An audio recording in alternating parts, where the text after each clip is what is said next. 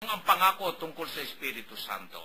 Yan ang susunod natin nung tutunghayan dito rin ho sa Juan ng atin ho manalaklat. Kung iniibig ninyo ako, tutuparin ninyo ang aking mga utos. Dadalangin ako sa Ama at kayo'y bibigyan niya ng isa pang patnubay na magiging kasama ninyo magpakailanman. Ito'y ang Espiritu ng katotohanan na hindi matanggap ng sanlibutan sapagkat hindi siya nakikita ni nakikilala ng sanlibutan. Ngunit nakikilala ninyo siya sapagkat siya'y sumasa inyo at nananahan sa inyo. Hindi ko kayo iiwang nangungulila. Babalik ako sa inyo. Kaunting panahon na lamang at hindi na ako makikita ng sanlibutan.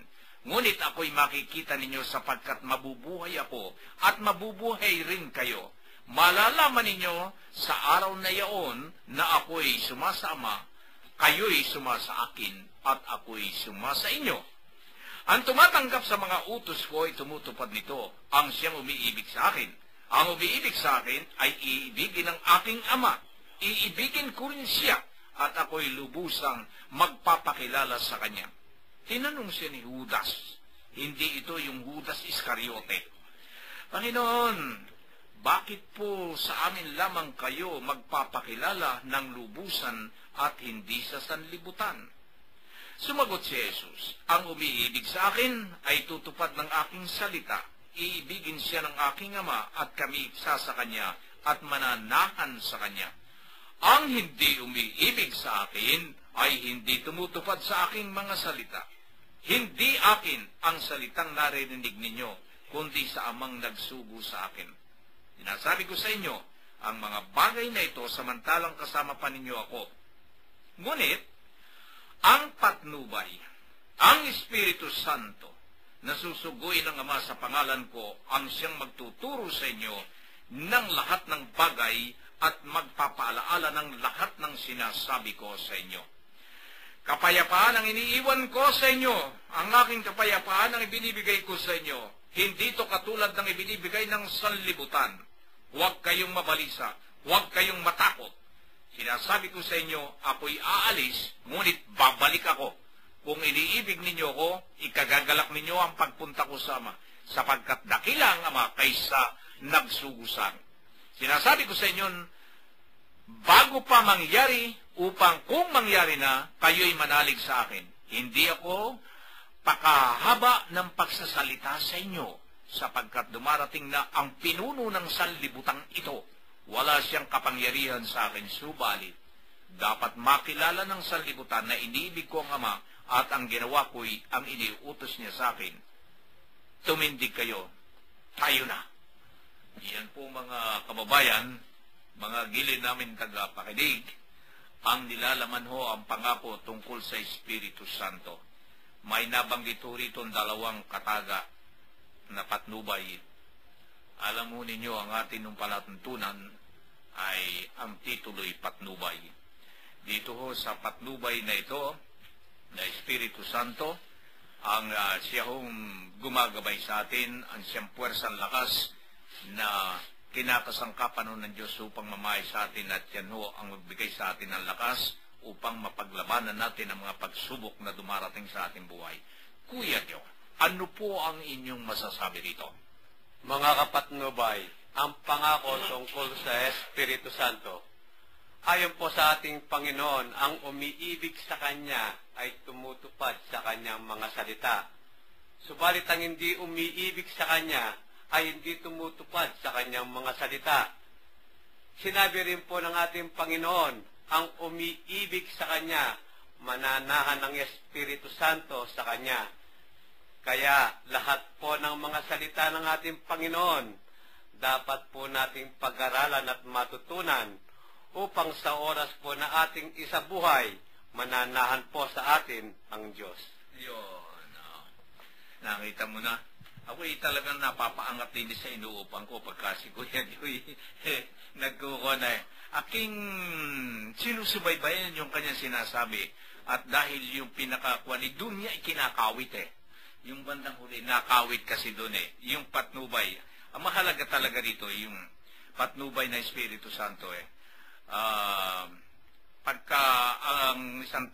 hindi pinapatnubayan ng Espiritu Santo at masamang espiritu ang nasa sa isang tao, ay sinasabi ko sa inyo halos talagang sanlibutan ang nananaig ko sa isang tao. Wala kang awa sa kapwa, wala kang konsyensya sa kapwa, wala kang pagtingin sa mga taong mga kailangan tulungan.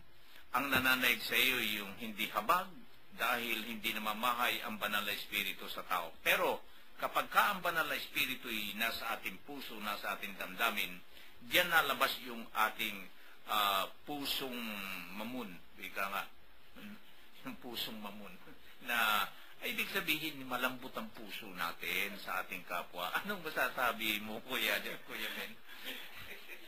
Pag ako nakikinig kay Kuya Joe, talagang na si Kuya Joe Minsan yung sangkap ni Kuya Joe, sapat na kung sa isang niluto, kompleto ng ingredients, di ba? Mga minamahal ko pong mga tagapakinig, kung inyo pong lilimin at sadya ninyong sinusubaybayan ang pagbasang ito, ay may mga bagay-bagay na dapat tayong tingnan at tandaan. Una, yung iniibig. Ilang ulit ito dito? Pag-ibig. Pangalawa, yung pagtupad.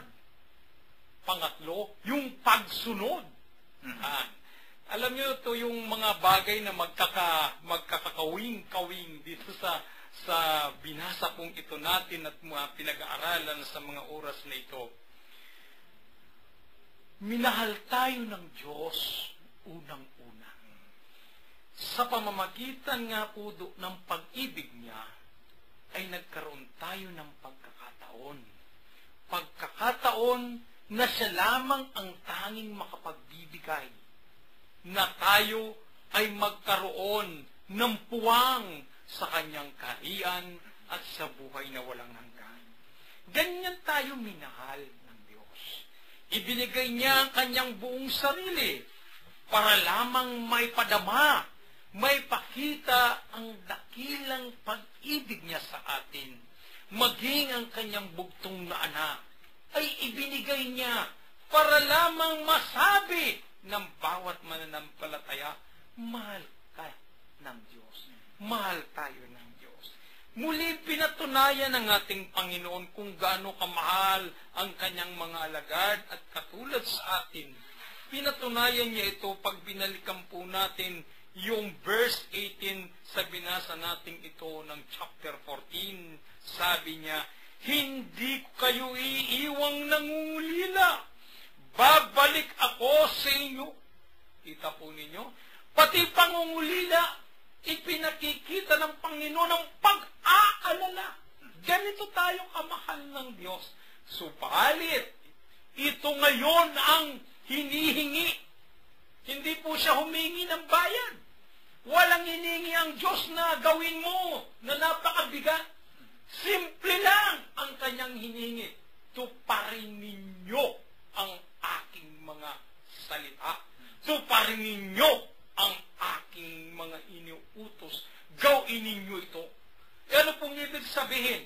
Bakit ganito ang hinihingi? Sapagkat kung papaano sinunod ng ating Panginoon, kung papaano niya sinagawa ang iniuutos ng kanyang Ama, dapat upang makita rin ang pag-ibig at pagmamahal ng bawat isa sa atin, ng bawat alaga, kinakailangan din ang ating pagsunod sa kanyang mga sinasabi, sapagkat kung paano inuutusan ng Ama ang anak, ganon din naman inuutusan ng anak ang kanyang mga tagasunod at mga alagad. Kung nagkaganon, habang sumusunod ka sa ating Panginoong Hesus, sumusunod ka sa utos din ng Ama. At sa pamamagitan nito, makakamit mo ang kapayapaan. Maibibigay niya ang lahat ng ito sa bawat isa sa atin. Sapagkat, sabi nga po, habang sumusunod ka sa ating Panginoon, katulad niya, walang kapangyarihan ang masama sa sanlibutang ito, sapagkat ang pagsunod pagsunod sa ating Panginoong Hesus ay pagpapakabanal. Ang pagsunod sa ating Panginoon